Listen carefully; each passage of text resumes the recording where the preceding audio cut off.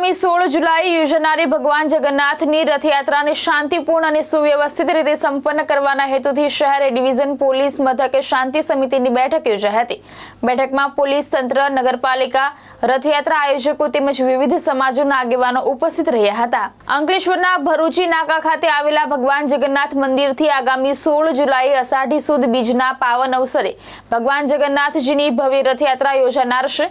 રથયાત્રા શાંતિપૂર્ણ, સુવ્યવસ્થિત અને સુરક્ષિત માહોલમાં સંપન્ન થાય તે હેતુથી શહેર એ ડિવિઝન પોલીસ મથક ખાતે ડીવાયએસપી ડોક્ટર કુશલ ઓઝાની અધ્યક્ષતામાં શાંતિ સમિતિની બેઠક યોજાઈ હતી।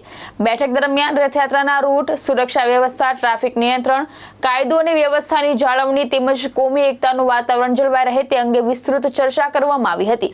પોલીસ તંત્રએ તમામ નાગરિકોને શાંતિ અને સૌહાર્દપૂર્ણ વાતાવરણમાં રથયાત્રાને સફળ બનાવવા સહયોગ આપવા અપીલ કરી હતી। તારીખ 16 જુલાઈના રોજ અંકલેશ્વર શહેરમાં રથયાત્રાનો મહોત્સવ થવાનો છે અને રથયાત્રાનો કાર્યક્રમ થવા જનાર છે।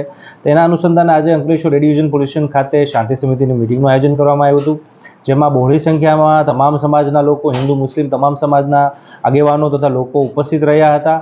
જેમાં રથયાત્રાની નો તહેવાર છે એ કોમી એકલાસ સાથે તથા ખૂબ સારી રીતે આપણે ઉજવણી કરી શકીએ તે બાબતે ચર્ચા વિચારણા કરવામાં આવી, જરૂરી સૂચનો પણ લેવામાં આવ્યા તથા તેની માટે જરૂરી જે પણ કાર્યવાહી કરવાની હતી તેના માટે પોલીસ સ્ટેશન તથા એના માણસોની સૂચના કરવામાં આવી છે।